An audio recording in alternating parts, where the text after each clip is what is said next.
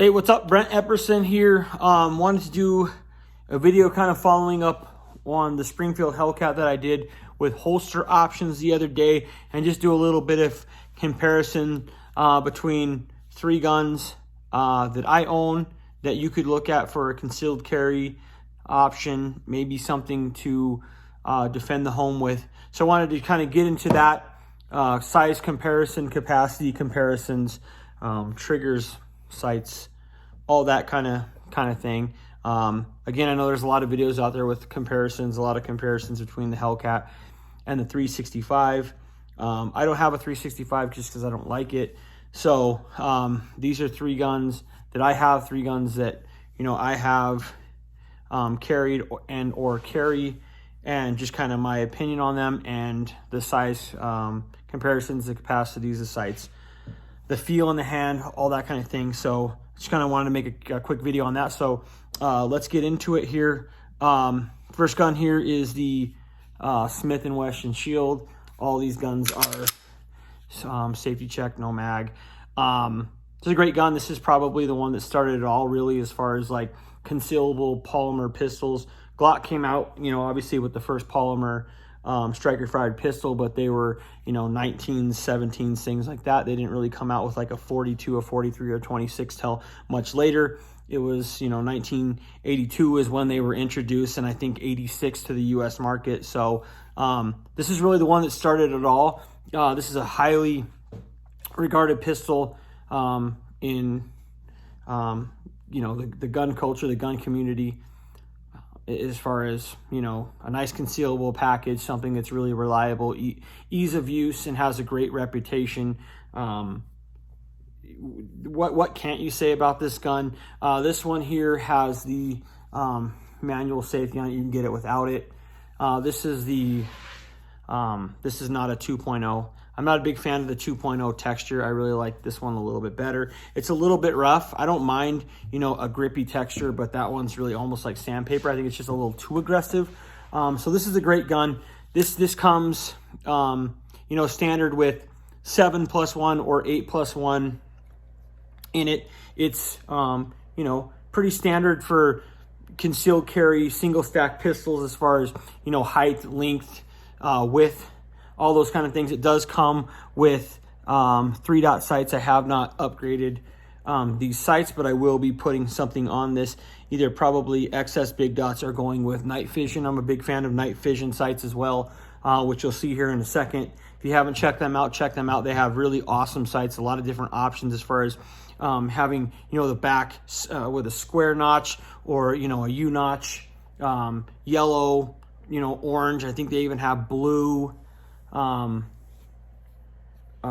far as a tritium front or a circle. So really awesome sights. But this is a great pistol.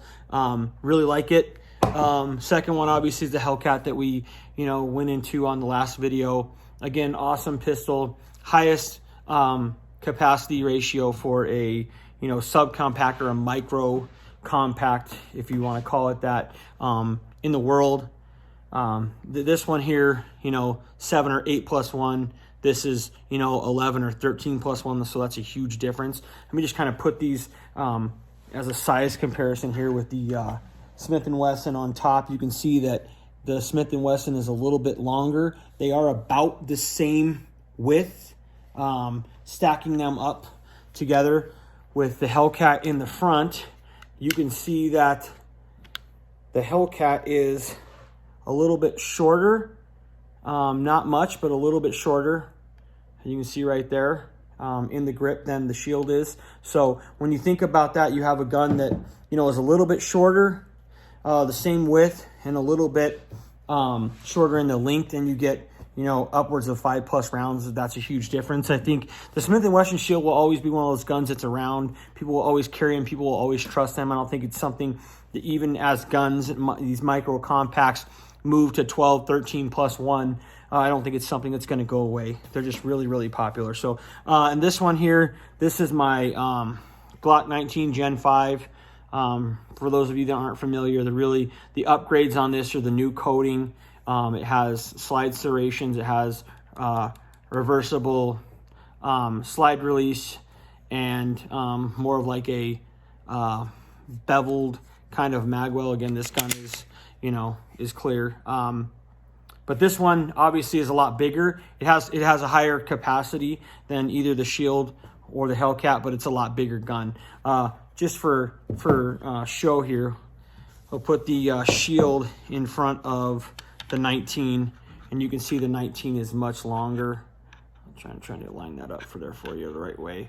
Taller in the grip, longer in the barrel, and then you can also see how much thicker it is. I mean, it's almost, I don't know, between an eighth and a quarter of an inch thicker.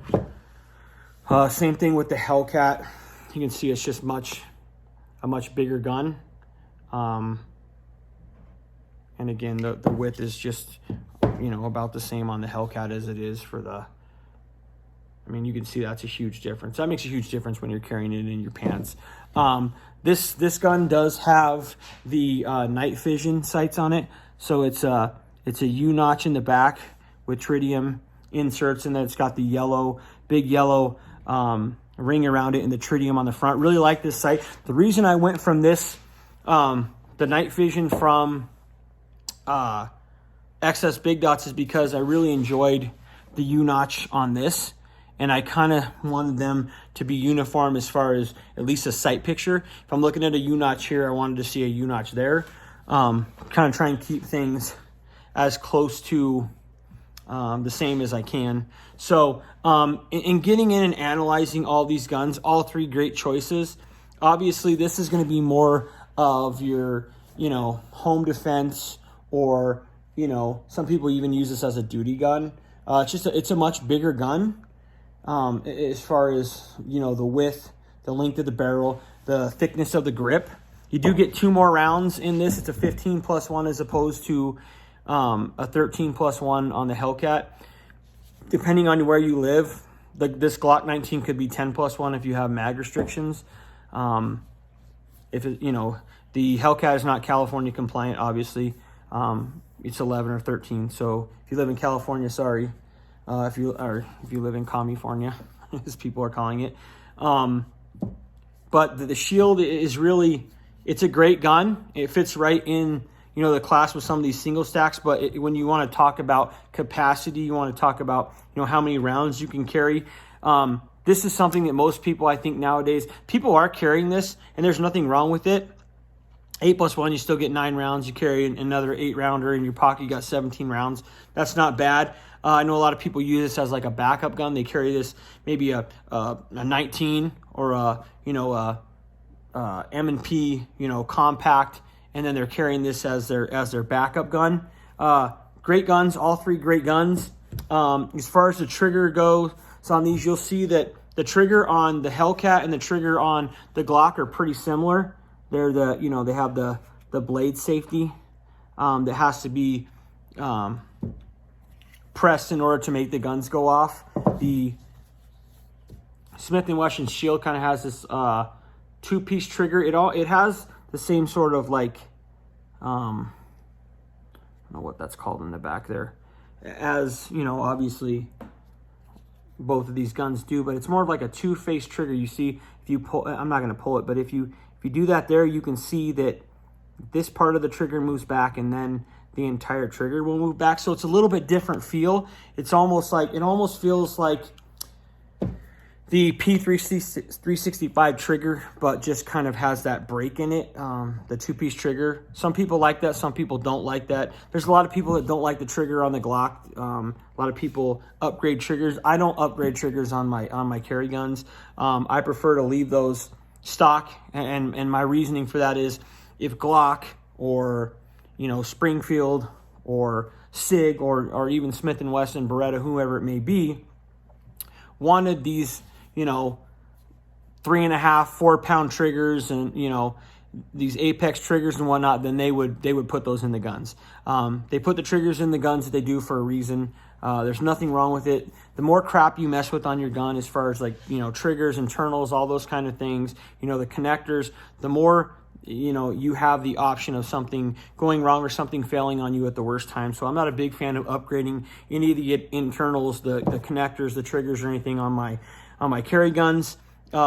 Obviously, the Glock had to have the sights updated because they're terrible. We'll get new sights on the Shield. Love the sights on the Hellcat. The only other thing that I would, upgrade on any of these smaller guns like a Glock 43 or something would maybe be looking to add a Terran Tactical, +2 base plate on that. But that would be really it as far as things that I would upgrade. Like all three of these guns, there's not, one gun on the table here that I don't like, that I haven't carried, that I wouldn't use. I guess in order, 3 to 1, which would be my least favorite of the three, or would be the one that I wouldn't carry as much as the others. I would start with the Shield. With the 3, I would do the Glock 19, even though it's a bigger gun, at 2, and then I would do the Hellcat as a 1, because the Hellcat to me has the best of both worlds, right? This gun has, the size and the slimness of this Shield, but almost the same capacity as this much bigger Glock 19. So that's my opinion on these three guns. Like I said, the trigger on the Hellcat and the Glock are almost the same with the little blade. I do like the trigger in the Hellcat a little better. I think it's a little crisper break. I do like the flat face trigger a little bit better than the curved trigger on the Glock.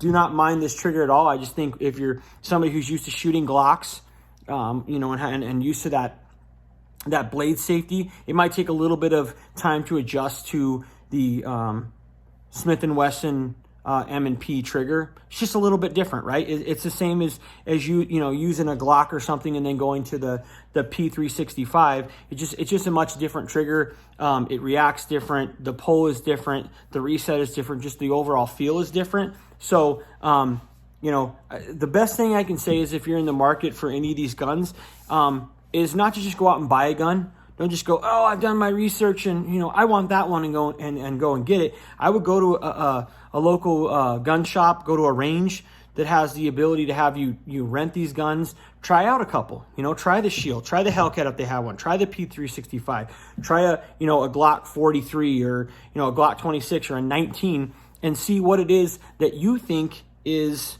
the best, because that's what it really comes down to. It's not so much which gun is best, it's which gun, are you most comfortable with, and which gun would you carry, right? Any of these guns would do, right? Any of these guns would do. I don't think there's one that's better or necessarily worse. Obviously, the higher capacity, the better, because I've never heard anybody that has ever been in any kind of altercation come out of that altercation and say, man, I sure wish I had less rounds, right? So that obviously is a huge factor, but these are all great guns.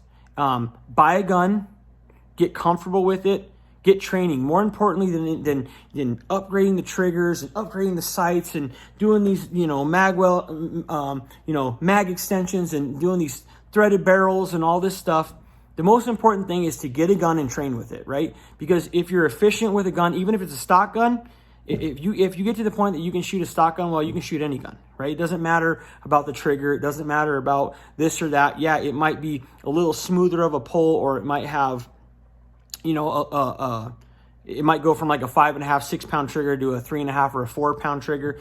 Another reason I don't like to do that is if you're going to carry something like one of these guns in your pocket, or, appendix or something, lessening the trigger pull, to me, just doesn't make a whole lot of sense. But my suggestion would be get to a range, get to a shop, get to somewhere that has guns that you can rent, that you can try out, try them out, see which one you like best, go get that gun, get yourself some training first and foremost, become efficient with that gun, and then carry that gun every day. That would be the best advice that I could give. So, I think that's it for me. If you have any questions on any of these guns or any other guns, leave it in the comment section below. If you like the video, you can give it a thumbs up. And until next time, I'm out of here.